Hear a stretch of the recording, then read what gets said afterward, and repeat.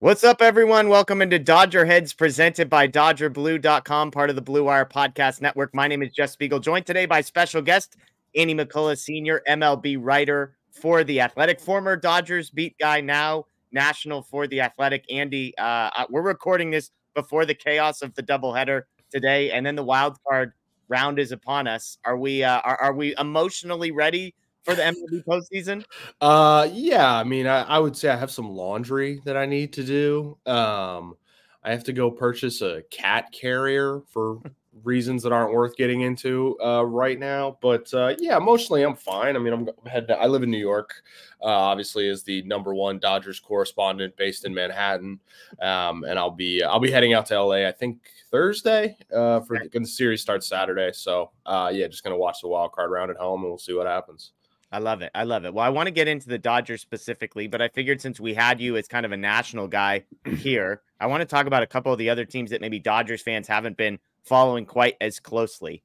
Let's start with the team they've been battling for the best record in the National League the entirety of the season, best record in baseball. That's the Phillies. The Dodgers end up beating them by 3 games, which feels crazy given where the standings were like a week ago. Yeah. What can you tell us about the Phillies and maybe kind of how the last month seems to have gone a little bit sideways for them? Yeah, it's interesting. I mean, I think if we'd recorded this like, a month ago, 2 months ago, I mean, basically for most of the year, right, the Phillies were like kind of clearly the quote unquote the favorite. They were like the best team in baseball. They looked the most complete. It's funny, like the past few seasons, right? They've been in they made to the NLCS and the World Series, and it's like, wow, how are the Phillies doing this? And it's like you look at their roster, and it's like first round pick, Bryce Harper, like $100 million player, JT Realmuto, like Zach Wheel. It's like they have a ton of talent. They just didn't play particularly like as cohesive in the regular season the past, in 2022 and 2023. This year they put it together more so, and benefited from the Braves kind of collapsing with injuries to run away with the division. But yeah, I mean, they're sort of, running out of gas or, like taking their foot off the gas, something involving motor oil, could be invoked here. I still think that they and the Padres, I think, are the 2 most complete teams in the National League. It feels like, probably just in the sport in general. They have Zach Wheeler. They have Aaron Nola. Christopher Sanchez is really taking a step forward this year, which makes up for the fact that Ranger Suarez seems to have taken a step back. The bullpen has a lot of power in it, a lot of swing and miss stuff, a lot of high velocity. And then, the lineup, as I said, has just a ton of, talent. The issue that they've run into, though, is they just like haven't played well for a while. They've dealt with some injury stuff. Bryce Harper had issues with his like wrist and his elbow. Kyle Schwarber hyperextended his elbow. Alec Boehm really cooled off in the second half. Trey Turner has really cooled off in the second half. So Austin Hayes, who is like part of a sort of platoon with Brandon Marsh, he's been banged up. And so they're not like firing on all cylinders. But I still think that they would be a very dangerous, very tough team to play in a 7-game series. Mostly just because like they have a lot of bullpen depth and they have 2 really reliable starters. And depending on how you feel about Sanchez, 3. It feels like you just described every Dodgers playoff team for the last like 3 or 4 years. It's like, well, they had a 12-game lead in the division. So some guys are struggling heading into the season. So. Right. But yeah, these 3 days off, they'll totally be ready when the DS starts. Yeah. Right. Let's move on to the surprise, I would say, of the entire National League this year, without a doubt. That's the Milwaukee Brewers. Just 2 games behind the Phillies. We joked on our show, this is the team that everybody expected was going to be trading Willy Adames to the Dodgers 2 months into the season because they were going to be so bad.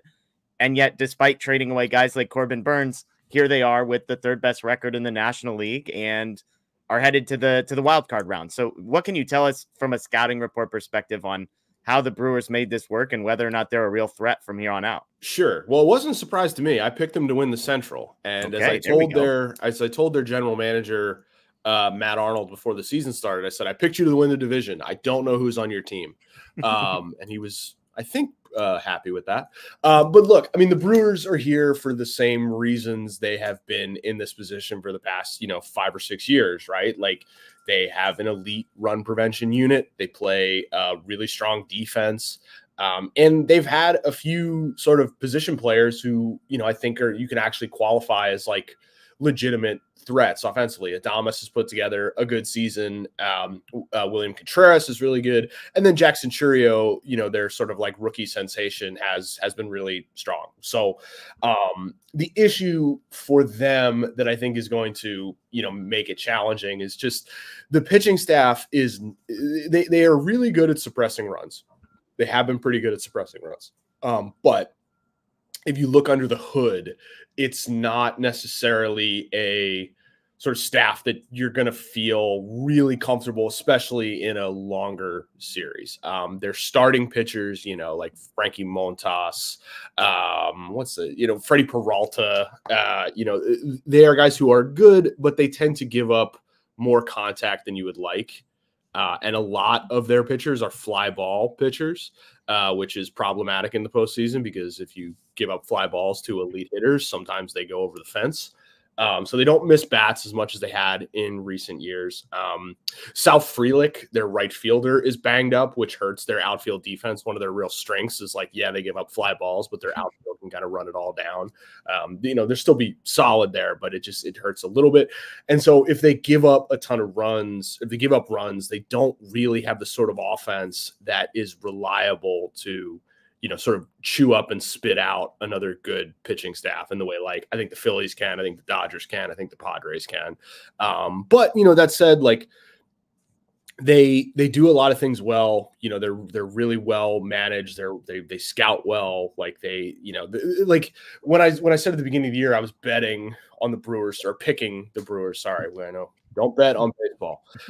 But I was picking the Brewers to win the division. It was just like I'm betting on their organizational culture, essentially. Yeah. Like I'm betting on this team is, they have a pitching development pipeline that spits guys out. They can get someone like Montas, who was not particularly good from the Reds, fiddle with a few knobs, and like all of a sudden he's got like a 3.5 ERA or something like that. That stuff works a lot better in the regular season, though, than it does in the postseason. One interesting conversation we've been having on our show is Pat Murphy versus Dave Roberts for National League Manager of the Year. And I know people see the Dodgers and they say, well, of course, they're the best record in baseball. I can assure you, if you've been on our comments board at any point this season, it's an incredible accomplishment what the Dodgers have pulled off to have the best record in the National League, given their injuries. Now, I know they have Shohei Ohtani. He's been healthy. It helps when you can lose Mookie Betts for, 2.5 months, and it's just Freddie Freeman and Will Smith and all the guys behind him. But I'm curious, like Murphy versus Roberts, in your estimation, is that a real conversation, or do you think a guy like Murphy runs away with this? Well, I think Murphy will run away with it. I mean, I think Doctober is just cursed by the talent on the team and the perception, because the Manager of the Year award is like, it's not about how good of a job managerially you did. Right. It's about, did you overperform expectations, 100%. Essentially, or like, I mean, I think Dave won in 2016, right? His first year. And that was a year when like so many pitchers got hurt, that it was like, wow, like how did they do this? And that was, I think, kind of definitively like the weakest Dodgers team, he's had in the 10 years he's been there. Right. I mean, So when you're like the winningest manager of all time, right? Like literally, like he has the best winning percentage in the history of baseball. Like you are always going to be judged to a very challenging standard. So like, and the Manager of the Year, like for me, it's one that I don't vote for the awards in general, but that one like feels so challenging to like actually get it right because there's no stats, like you and like there are people who are perceived to be good managers and then they go to another place and all of a sudden it's like, wow, maybe the value wasn't there. This is not a shot at Craig Counsell. I'm actually thinking of someone else. But like it's like, oh, it's wow, this guy's like such a good manager, and then he leaves and goes somewhere else and like that team has the same problems that they had, and it's like, oh wait, maybe the manager didn't make that much of a difference. We just don't totally know how to to quantify it exactly. So do I think it should be a debate? Sure, but like, is it? I would be pretty shocked if if Dave gets like the sort of credit he deserves with that. Yeah, I mean, because your point, overperforming expectations, but it's like, well, how often are those expectations adjusted? Is somebody just looking at the preseason over under win total and then looking at the Yeah. end of season, But it is funny on the manager side, too. I mean, the people that don't like Dave Roberts, the guy that everybody keeps mentioning to me is like, why don't we go get this guy? Skip Schumacher had 62 wins and 100 losses this season. So to your point about crediting, and I'm not even like, I'm agreeing with you that I think it's very hard to determine what the manager did right, what the manager did wrong. But to the people who want Skip Schumacher, clearly they're able to look past just wins and losses. Well, I think Skip Schumacher, he demonstrated. I think he will be, if he goes to like an actual franchise. Like, I think he would be a pretty successful manager. But there's very little you can look at his resume and be like, oh no, this is definitely like an upgrade over what we have. Like, unless you really want tattoos. Yeah. I mean that as someone who thinks Skip is good at his job, but it's not like you're replacing. I don't know. I mean, I just think like the Cubs felt like Craig Counsell was a notable upgrade over David Ross, so much so that they were willing to kind of embarrass Ross in the process of moving out. A guy they really liked, like personally and professionally, but they thought Counsell was like such a a huge upgrade that they had to do it, and the Cubs did nothing this year. Right. So I don't know. And by the way, the thing about internal expectations too is like, yes, the Brewers were not considered a contender this year. If you talk to Brewers people, they were like, no, we're going to win the division. We have the best team.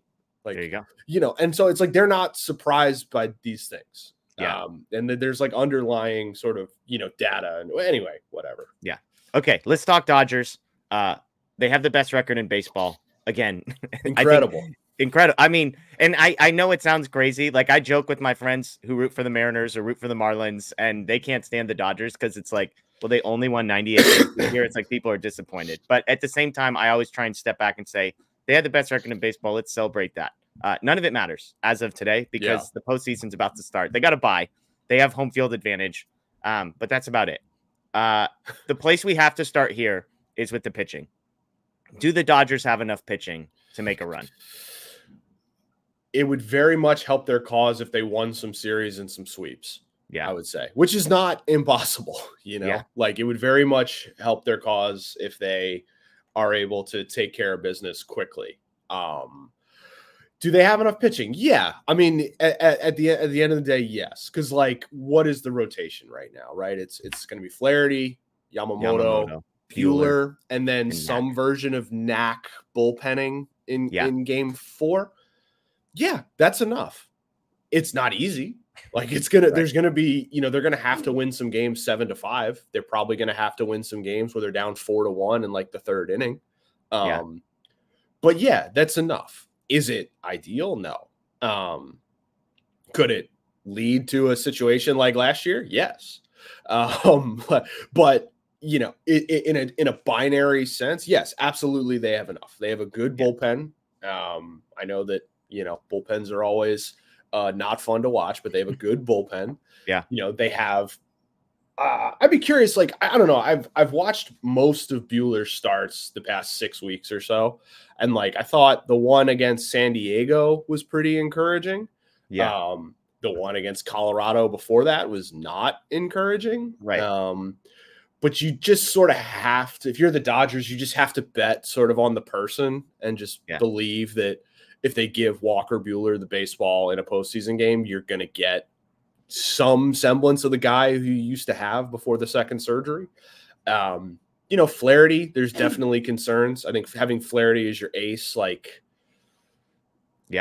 he's perfectly fine, but he's like a middle rotation guy. His fastball velocity has been a bit down in his last couple outings.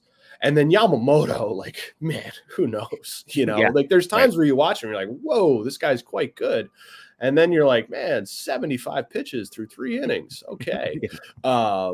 So, yeah, I mean, there's enough, but it's going to be a challenge for sure.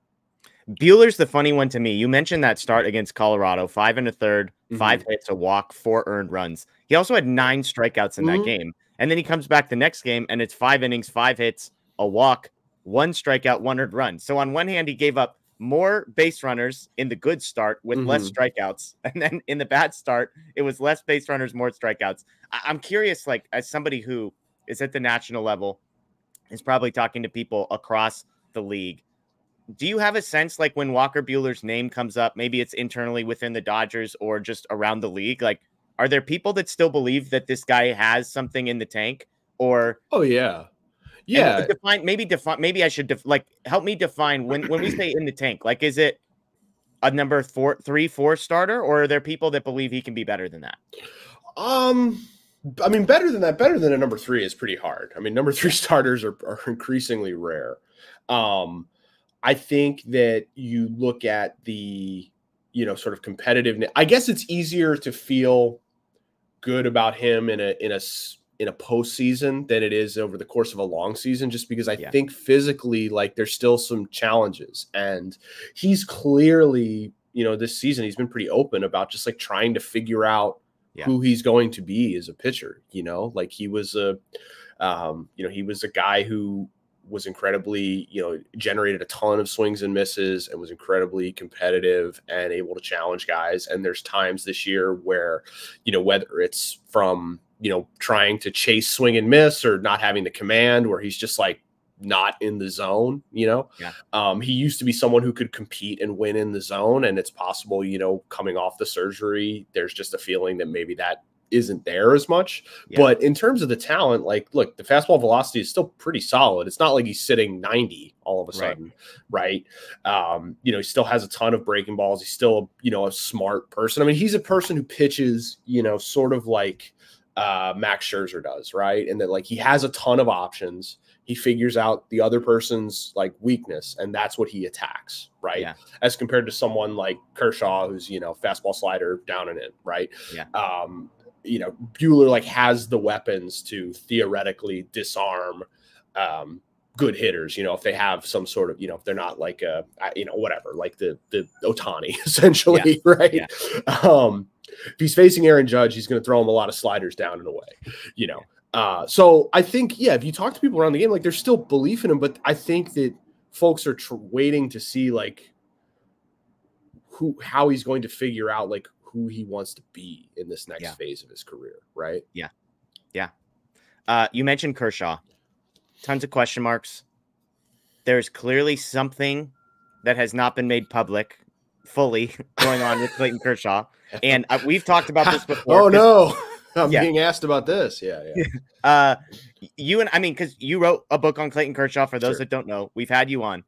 I found the most interesting part of your book, the piece where it talked about his relationship with Dave Roberts and how I wouldn't say they're best friends hanging out in the offseason. And the entire root of that, it feels like, is because Clayton Kershaw was angry with how Dave Roberts has presented injuries of Clayton Kershaw's. And Dave Roberts, to be fair to him, has basically just told some version of the truth. And when I say some version, meaning it's not even the full truth, but it's more of the truth than Clayton Kershaw wants out there. Well, here we are. And Dave Roberts has referred to something going on with his body multiple times that is not his toe. He revealed that the toe has been going on for years, it appears. And Dave Roberts keeps saying, I don't think he's an option. There's a setback. Clayton Kershaw keeps saying, I'm trying. I don't know. You can take this wherever you want, but this whole thing is bizarre to me. Well, I mean, I think that the simple answer is that, like, he cannot put weight on the toe when he pitches. And so then it becomes a semantical question of, like, my sense of it, and I'm not trying to, like, I'm not writing a book on Kershaw anymore. So, like, I'm not sort of boxed in on stuff that I'm saving for, like, my sense of it is, like, what Roberts is saying is that he has to compensate in his delivery, and that puts other portions of the body at risk because he cannot complete his delivery in the way that he normally does. And my sense of how Kershaw feels about that is, who cares? Right. I don't care. Like, I want to pitch, and so it's the same sort of push pull that there has always been, from Dave Roberts' perspective, they're trying to protect Kershaw. From Kershaw's perspective, he's trying to get back as soon as he can to pitch. I think the difference is that, given just the way he looked this year, like, I don't know if you'd feel better about him in a postseason scenario than you would about Landon Knack, right? In that game 4. It does feel like Dave is almost protecting Kershaw from the moment when he gets left off of a postseason roster because he's not good enough. Like it's almost like if we keep hyping up this injury rather than Kershaw saying, I'll gut it out, basically. Yeah. And then Dave having to tell him, okay, well, even if you're physically healthy, we actually would rather have Landon Knack than you.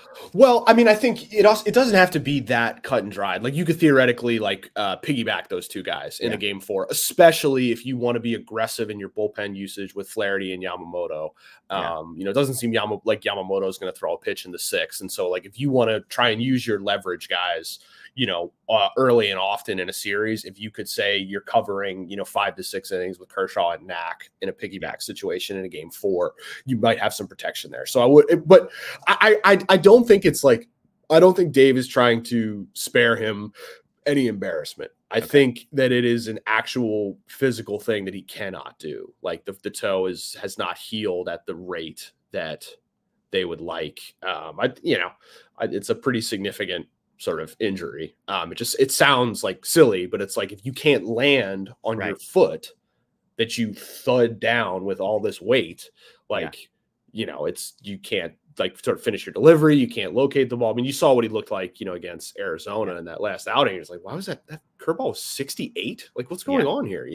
So yeah, I don't think there's more to it than just the standard of like, Dave is referencing the body. And I mean, Kershaw said something to the effect of like, there's stuff, but like, he's like, I just doesn't care. Like, oh, I'm going to wreck my arm, something new and different. Like I want to pitch. I came back for this, So yeah. Is the toe, I mean, do you have any clarity on what they mean when Dave said that the toe's been bothering him for years? I mean, everything's been bothering him for years. Fair. Did you read the book? He's banged up, dude. Fair. No. Let me ask you this way, because when it happened, I wasn't trying to be hyperbolic, but I wondered, have we seen the last of Clayton Kershaw, actually? I don't think so, but I don't know. I haven't talked to him about it, and I don't know if he knows. I think he's pretty locked in on just trying to get the foot in a place where he can pitch. I think he'll have those conversations, this offseason. Obviously, he has a player option. He can return if he wants to next year. And I think the Dodgers would probably be willing to sort of work with him in whatever fashion in terms of like trying to maximize what they can get out of him, over the course of a full season. So, I mean, I think that the foot, the toe had been an issue for a while. That's true. But it was also sort of more in the like, he's always had a hip thing, kind of in the back, going back 10 years, there's back maintenance, there's lat maintenance. There's a lot of stuff that goes on. It's just this year, basically, it seems what happened is that he'd been trying to do some, sort of triage on the toe. And in the course of basically, doing what he needed to do to get on the field, the toe got more messed up to the point where it's like untenable. Got it. Okay. Well, let me shift. This shows where I'm at as a host. It's 24 minutes and I haven't asked you about Shohei Ohtani yet. That's on me, so I apologize. Pretty good season, I would say, for this Ohtani guy.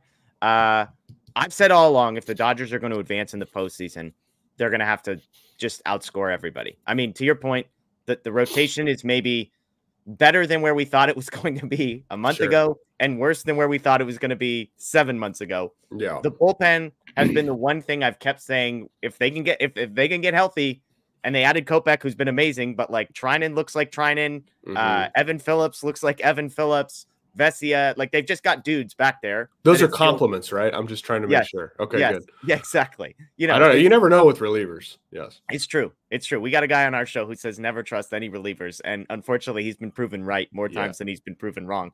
But to me, it comes down to offense. And obviously at the middle of that is Shohei Ohtani, who's on the heater of all heaters right now.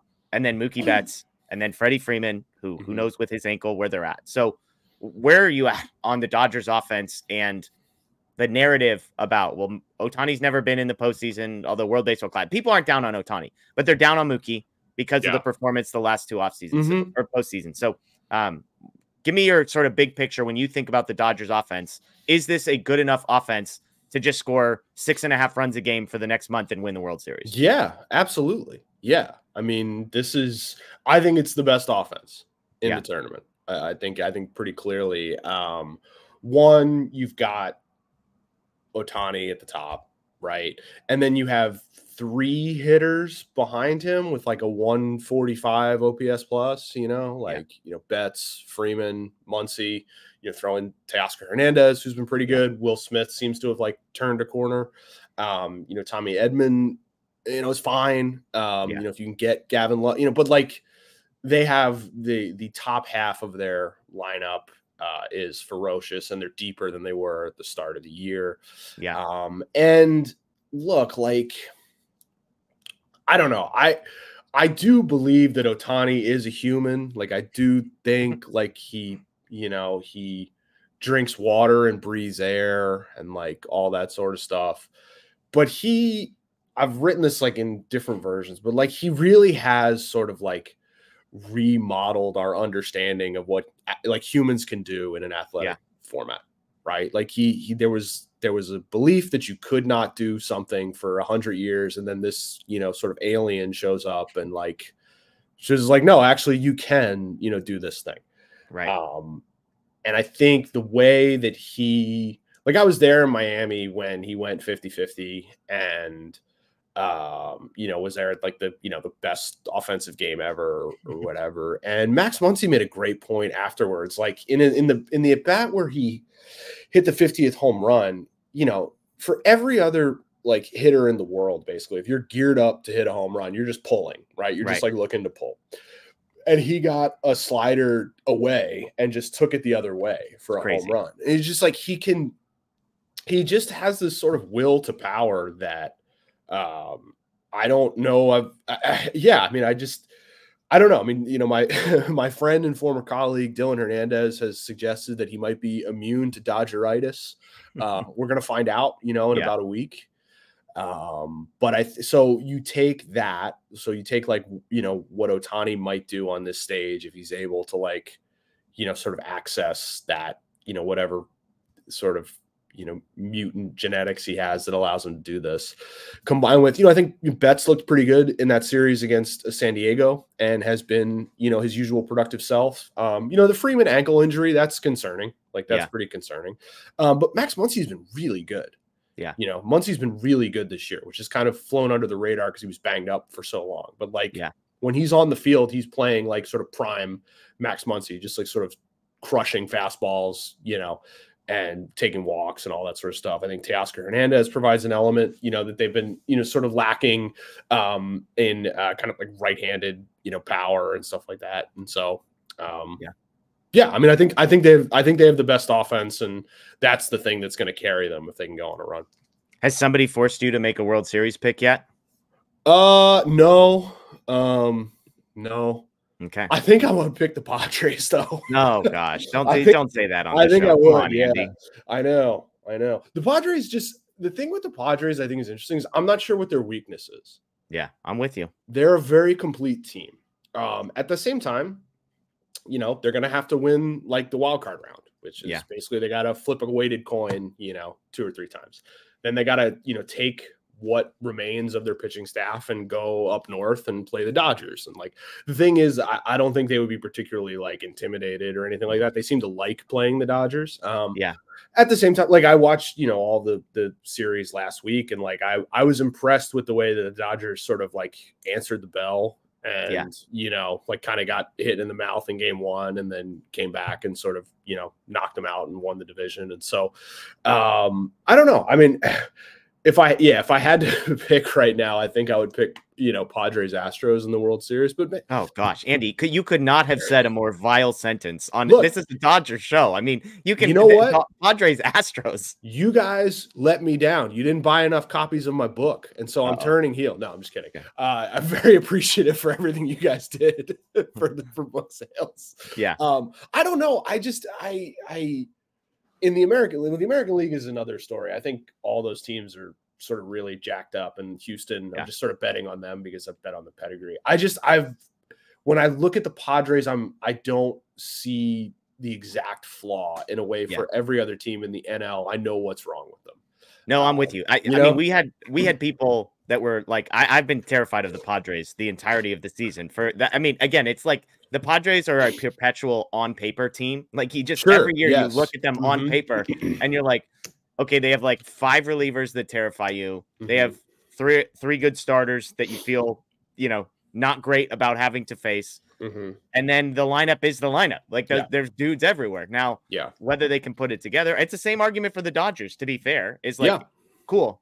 Like you have a lot of good names on this piece of paper. Can you put it together? And I'm already dreading the potential of facing them because it's gonna take years off my life to watch the Dodgers and Padres play a 5-game series. Yeah. I mean, I think they have a very cohesive lineup.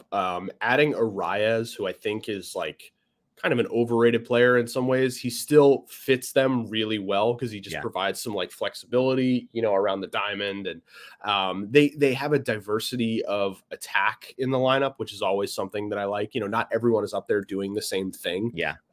Which makes it tough. And they have like 2 legit superstars, right? And Tatis and Machado, and 2 sort of like red light players as well, guys who are not going to get, phased by the moment. The bullpen has a ton of power at the back end, but the Dodgers have Shohei Ohtani and Mookie Betts. And like, that's pretty good. If those 2 teams meet, it's going to be crazy. Cause I genuinely think you could make a case that if those 2 teams meet in the NLDS, those might be the 2 best teams in baseball. Just from the Padres have been the best team over the last 3 months. The Dodgers were the best team over the entirety of the season. And I'm not trying to disparage anybody else, but the Dodgers had the best record, and the Padres are the team that terrifies me the most. Sure. This is the first time the Padres have been like a cohesive team where they've like made sense from a roster perspective. They often felt like a collection of parts, that didn't totally function. And now they function, and you can kind of see, what makes them good. Well, I'll say this, Andy, that prediction is going to be great for content. It's going to be great for engagement down below in the comments section. Don't read the comments down below. Just don't tag me on Twitter. I don't feel like getting yelled at. I'm just offering my opinion. I'm wrong about like everything except for the things I'm right about. Yeah, it's true. It's true. Well, there's going to be a lot of people on this show, Andy, hoping that you're wrong about that particular prediction, which is fine. Picking a World Series champion, I mean, like, is insane behavior. Like trying to predict how the next month is going to happen is a fool's errand. I think it's interesting that just all of the teams are like have like clear flaws, right? Like I think I'm writing something about this for tomorrow, but like there's no like 105 win juggernaut, there's not like that team that the Dodgers had in 2022 that was like 110 win team that was like closer to 120 win true talent team. It's like this team has nothing wrung with it, right? And then they lost in 4 games because baseball doesn't make sense. This year, like whoever loses, you'll be like, well, their rotation was terrible, or like, they only have Aaron Judge and Juan Soto. It's like there's going to be an obvious explanation for whatever happens, which I think is interesting. I love it. Well, Andy, thank you as always for your time. I appreciate it. Folks, check out his stuff over at The Athletic. You can find him on social media, although don't send him angry messages. At By McCullough is where you can find him. And if you haven't already, go check out the Kershaw book, The Last of His Kind. Incredible stuff. I'm not just saying that because you're on. I've told you this before. I loved it. I love Clayton Kershaw. And if you love Clayton Kershaw, you will love this book. So, hey, everybody, we appreciate you joining us. Again, this is Dodger Heads presented by DodgerBlue.com. Enjoy the rest of your day and go Dodgers.